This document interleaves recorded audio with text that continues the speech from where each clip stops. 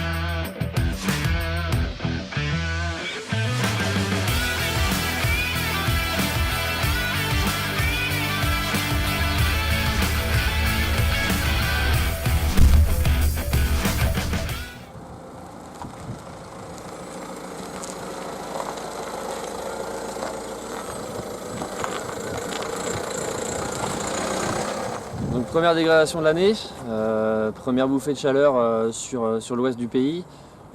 Petite valeur, hein, parce qu'on est quand même au mois de mars, 16-17 degrés pendant 48 heures. Donc première chasse de l'année, donc en ce 10 mars 2018. Donc première chasse qu'on a prévue en fait la veille pour le lendemain, parce qu'il y a une semaine on m'aurait dit qu'on aurait fait cette chasse, j'aurais pas cru du tout. Donc une chasse qu'on a prévue dans le sud-ouest, puisque avec une dépression, donc un forçage se met en place et qui fait remonter donc une température très douce pour la saison, puisqu'il y a localement plus de 20 degrés, 22 degrés dans le sud-ouest. Donc eh bien, en fin de journée, des orages sont prévus avec ce forçage. Donc des orages modérés, localement forts, mais bon, plus modérés, mais quand même bien actifs pour la saison. Nous on a prévu de descendre direction le sud-ouest, hein, donc en limite voilà, Dordogne, Charente. C'est à peu près le target qui est prévu. Après, on est qu'au mois de mars, donc c'est vrai qu'on se dit quand même que ça peut évoluer. Ça peut même complètement ne pas marcher. C'est vrai que ça fait de bonheur. Mais bon, les modélisations sont plutôt bonnes, plutôt encourageantes. Ça s'est cherché pendant 72 heures, facile. Et puis c'est vrai qu'elles commencent quand même à se rassembler sur un potentiel orageux qui n'est pas négligeable. Donc dès le début d'après-midi, vers 14 heures, on se donne rendez-vous avec Benjamin et donc on part en direction du sud-ouest. Donc à ce moment-là, on est en début d'après-midi, on part vraiment pas de bonne heure, hein. On sait qu'on est juste sur le timing, on sait qu'on est vraiment, on va arriver peut-être un quart d'heure, une demi-heure avant les premiers prémices des orages, mais ça va vraiment être très juste. On part sur les coups de 14 heures de Nantes et puis à ce moment-là, bon, il y avait déjà quelques petits trucs sympas dans le ciel nantais. Bon, c'était pas là que ça devait venir, donc dans tous les cas, on s'inquiétait pas. Mais sur les radars, déjà tout de suite, on a cette belle remontée d'humidité qui arrive d'Espagne. Donc en arrivant entre le sud des Deux-Sèvres et le nord des Charentes, là on a une première cellule qui se forme. Donc on voit déjà que la convection est de plus en plus importante. On a même une sorte de nuage mûr qui se forme, c'est assez étrange. Donc voilà, on sent vraiment qu'il se passe quelque chose lorsqu'on arrive à cet endroit-là, d'autant plus qu'on arrive vraiment dans la poche d'air chaud, enfin vraiment très doux, hein, puisque lorsqu'on arrive, il fait quand même, malgré que le ciel soit couvert, entre 16 et 18 degrés, voire même plus.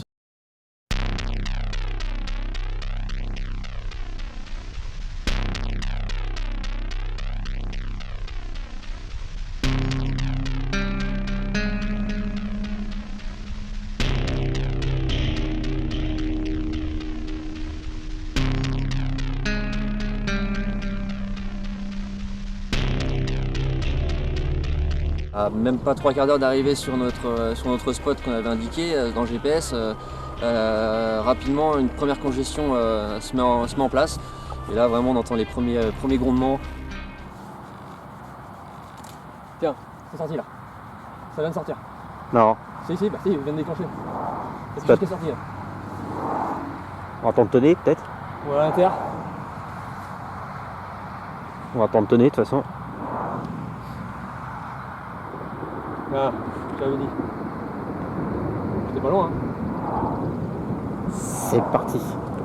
Yes. C'est vert. La grêle. La poche de On reste un peu.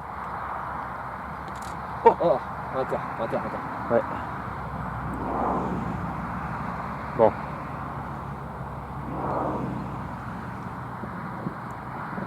C'était par là. C'est l'inter. Ouais. Ça sort ça. T'as flashé? Je sais pas, j'ai pas vu.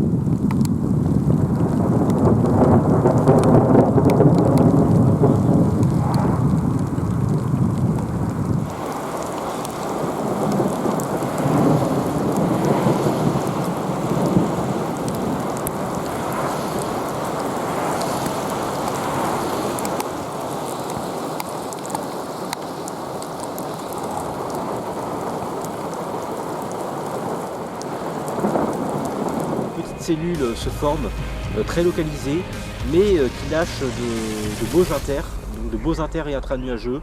Donc on a quelques flashs, de gros craquements. On est vraiment en bordure en plus, hein. On se prend quand même l'averse durant quelques minutes, mais vraiment c'est assez bref.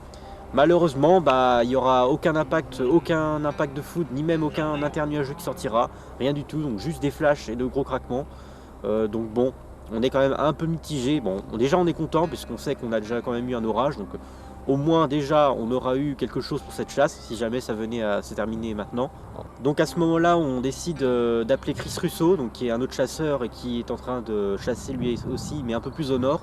Lui est positionné au nord des Deux-Sèvres et de la Vienne, donc il attend vraiment cette cellule.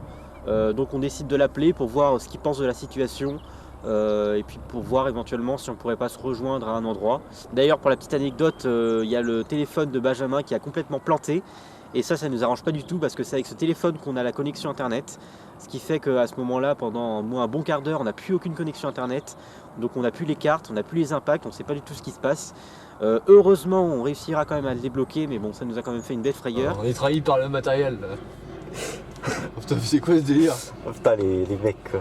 Téléphone il marche pas, le téléphone, il marche plus le téléphone. Putain. Du coup on se met en accord avec Chris Russo, notre collègue de chasse qui est un peu plus au sud-est, de remonter direction Niort, puisque là-bas il y a beaucoup d'instabilité, il n'y a pas eu de pluie, il n'y a pas eu de cellules de passer encore, et on se dit que potentiellement ça peut prendre là-bas. Et puis c'était modélisé un peu dans ce sens-là. Je pense que ouais, se recentrer sur Bressuire c'est pas mal parce que ça permettra d'aller. On est un peu en tripoint à cet endroit-là parce qu'on va pouvoir autant aller en Vendée, en Maine-et-Loire. Ouais. Ouais. C'est ce que je pensais aussi. Moi, voilà, je suis à une heure de là, donc bon. Ouais. Bah moi. C'est jeu. Ah ouais, par contre, regarde les radars, ouais, sur la Gironde. Il y a des beaux trucs qui se forment. Oh, même Maine-et-Loire, il y a un truc qui se forme. Ouais. Mais n'importe quoi. Deux-Sèvres, ça forme là. Ça y est, c'est parti là. Ouais. Ça, il y a une belle ligne là. Ça part de la Gironde jusqu'à. C'est ce qu'on avait dit. Hein. C'est ce qui va se former là. C'est bon, faut qu'on y aille. Hein.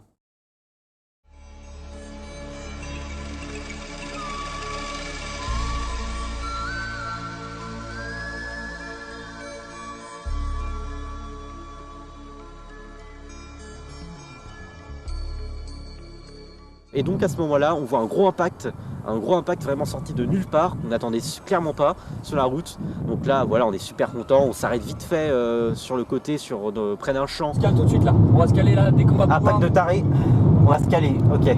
Bon, c'est bien. Putain, elle était...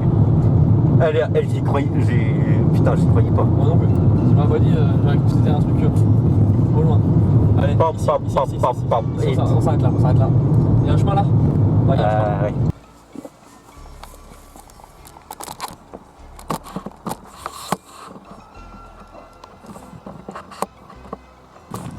Bon, faut pas que ce soit... Oh, oh papa.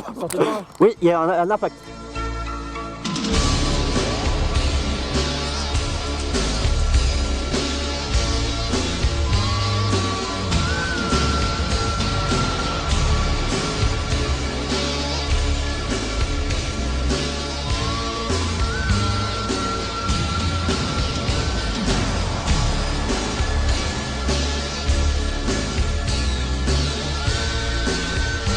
La cellule, encore une fois, éclate pile sur notre position, enfin pas vraiment sur nous, mais éclate pile devant nous. Pas super active, hein, les coups de foudre étaient quand même assez écartés, mais vraiment de très beaux coups de foudre en air sec à l'avant de l'orage, donc vraiment très bien visible, même des doubles coups de foudre, enfin vraiment superbe. Donc voilà, là vraiment on a vraiment de la chance. Benjamin a pu faire quelques photos ça vraiment sympathiques. Donc voilà, vraiment une belle cellule qui a vraiment éclaté devant nous. C'est vrai que le positionnement était à faire rapidement, puisque 10 minutes après on était un petit peu avalé par la cellule, mais le positionnement était bon, et là on a vraiment pris de belles photos, et c'était super sympa comme ambiance. Alors qu'on finissait de se restaurer, on regarde un petit peu les radars. Il n'y avait rien de spécial, c'était vraiment pas éloquent au radar, quelques précipitations qui finissaient de s'évacuer vers le nord-est, mais voilà, on voyait bien que la baisse d'activité était là, et bon, on se dit à ce moment-là, bon, de toute manière, c'est pour cette journée-là, ça va être fini, hein. Et puis c'était déjà pas trop mal, bon, c'était pas non plus énorme pour un début de saison, mais bon, on s'attendait pas à mieux, quoi. Et en fait, il en était rien, puisque à peine arrivé au véhicule, premier flash au loin. C'est vrai que même moi j'étais un peu surpris, mais Raphaël me dit qu'il avait eu un flash. Alors, je dis bon, on regarde, et effectivement là, deuxième flash, et là bon, on sait très bien qu'il y a une cellule qui est en train de repartir. Donc là, à ce moment-là, c'est assez rapidement, on regarde tout de suite où est-ce qu'on peut se positionner dans le secteur. À 15-20 km, on peut se replacer assez rapidement. On a des champs où on a des ouvertures sur la cellule qui arrive. Oh, encore flash. Putain, elle s'active là d'un coup.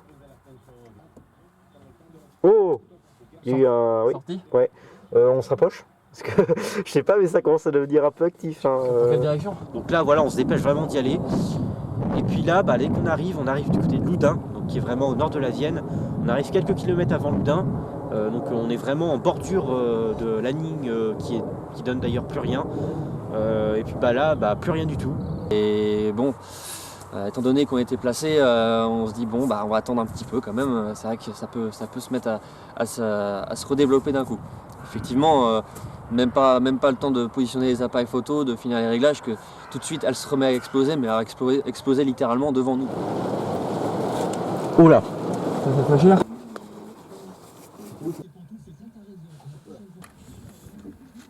Oh oui. Oh. La ligne reprend. C'est quoi ça? Yes.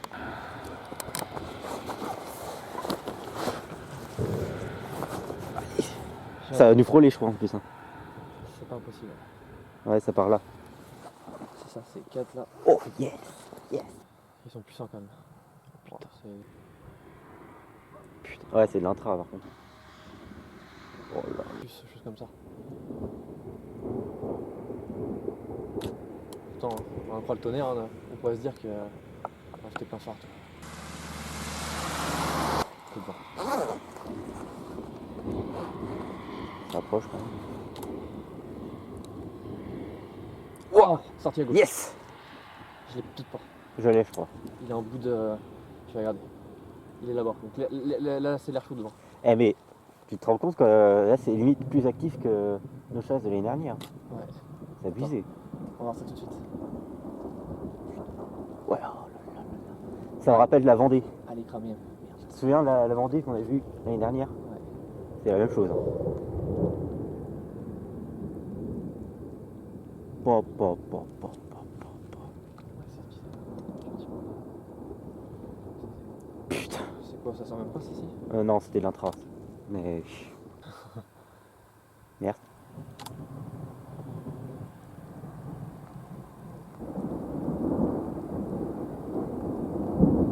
Moi je suis gentil pour l'instant. Ça nous frôle. Ouais. ne passe devant. Beaucoup de fractus, hein, tu vois, ça se tient pas mal d'humidité. Et là d'un coup devant nous, un gros impact, un triple impact d'ailleurs, hein, puisqu'il tombera 3 impacts vraiment en face de nous. Oh, triplé. Oh putain. Oh non. Elle est cramée, bah oui, c'était sûr ça. Allez, Oh là là. T'as vu? Tao. Oh, elle était magnifique. Ouais, triplé, ouais, Oh, elle était magnifique. ah, je pouvais rien faire, j'étais trop... Oh là là. Ah, j'ai dit que celle-là. C'est du grand spectacle, hein, putain. C'est du grand spectacle. Je te fais pas gueuler, il y a une maison qui fait derrière. Attends, est-ce que je suis Oh, ils sont réveillés par l'orage, t'inquiète. Est-ce que je suis pas... Oh là là. J'arrive pas à savoir où... Ça y est, on prend la flotte là. On la prend la flotte là. Fais gaffe, hein, parce que ça pourrait tomber pas très loin. Donc un gros impact qui tombe à même pas 2 km, qui fait donc un gros craquement, un gros positif, donc vraiment un gros bruit sourd. Donc là on est super content, on se met d'ailleurs à crier à ce moment-là parce que Benjamin a fait une super photo, c'est vraiment la meilleure photo qu'il a fait de cette chasse. Moi je l'ai en plein dans l'objectif, donc je suis vraiment super content. Et là la cellule se déchaîne littéralement, vraiment elle explose devant nous. Là il y a de gros impacts qui se mettent à tomber, bon la pluie commence à tomber malheureusement. Hop là, là-bas. Hop, juste devant.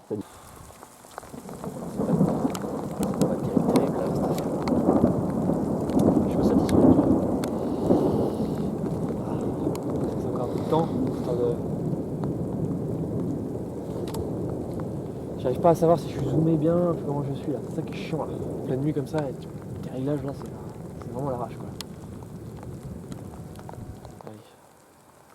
Oh, Yes. au-dessus. Spider? Ouais, Spider. Ouais, je sais pas où noyer.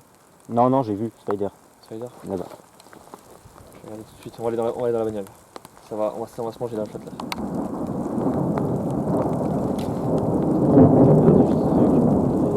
Ah ouais, là il bouge un peu. J'ai un peu le coup. Ouais, c'est là, je suis calé en plus. Téléphone. Ok, là on va descendre. Voilà, on va se péter la gueule. Hop là. Oh là là. Impact derrière. Derrière? Ouais.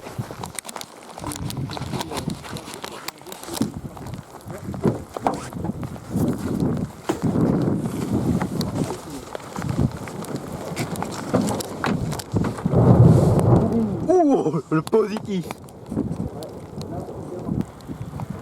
Toi. Je sais pas ce que je veux. Putain, ça pète de partout là. Oh, Oh lolo. c'est des orages d'été, hein. C'est abusé.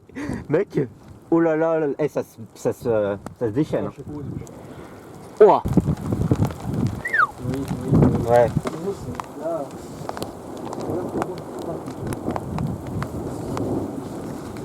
J'ai le vent là. Yes. Putain, c'est bon ça. À gauche, c'est bien. Il y a eu un gros impact, t'as pas vu? Non, moi je prends à l'arrière. Chut. Ah, Il était magnifique, hein. ouais. Ouais. Ah ouais, Viens ici, hein, je te dis. ouais, je suis dessus. J'arrive. Par contre, De quoi? quoi? Pas le paquet là, pas le paquet. Ah. D'accord? Wouhou. Ah, c'était juste au-dessus là. Du spider là.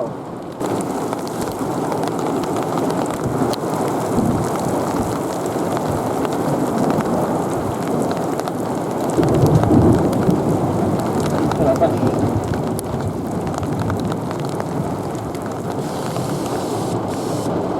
Ça fait un peu. Oh. Allez, je la flotte. Qu'est-ce que tu veux faire?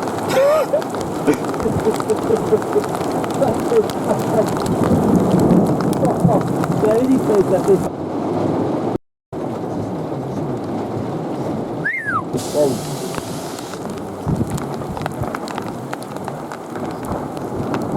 Par l'arrière, on peut savoir. Par l'arrière. Tu peux faire pas les choses par l'arrière.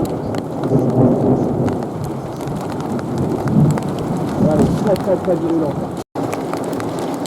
Comme toi, un petit peu de convergence devant en basse touche, un jet stream bien placé et c'est parti. Putain. Il y a quoi, il y a 300 joules là en instabilité, c'est rien quoi, mais ça suffit pour donner un petit peu l'étincelle quoi.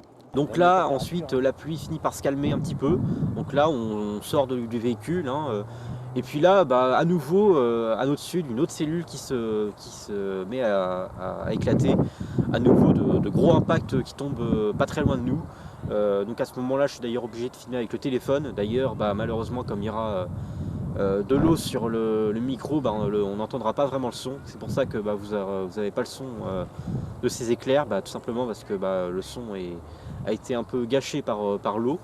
Mais vraiment des trucs qui tombent vraiment pas loin à nouveau. Oh là là. On est des chasseurs de l'extrême. Chasseur de l'ouest de l'extrême. Je dis ça mais je fais pas trop de mariole quand même parce que si on arrive dans de la terre on est dans la merde. Oh putain, là ça devient craignos hein. Ouais. La route est pas loin pourtant. Hein. Ça va, ça roule. Ça roule. On y va tranquille, t'es père. Avant de partir, on se décide de s'arrêter sur un spot, pas très loin de notre spot sur Loudun. Et effectivement, on observe bien la cellule s'évacuer vers le nord-est. Beaucoup de foudroiement, une vraie pile électrique s'est mise en place à ce moment-là, un inflow très puissant. Et on observe vraiment un nuage mûr se mettre en place au loin. Voilà, vraiment la structure était quasiment supercellulaire, hein, je pense. Hein. A priori, il y a une supercellule qui s'est formée, là, ça fait quasiment aucun doute. Hein. Bon, j'aurais pas fait beaucoup de films, mais dans les quelques prises que j'ai fait, on devine quand même qu'il y a une espèce de gros nuage mûr qui était très bien visible d'ailleurs à l'œil nu. Sur l'ensemble, ça a été globalement une très très belle chasse, hein. Vraiment exceptionnelle, hein, puisqu'on avait vraiment eu de belles cellules orageuses. Malheureusement, dans l'après-midi, ça ne s'est pas forcément déroulé comme on l'espérait, puisque vraiment on a intercepté les premières cellules qui étaient sur le secteur, mais pas à la hauteur, pas de foudroiement qui sortait.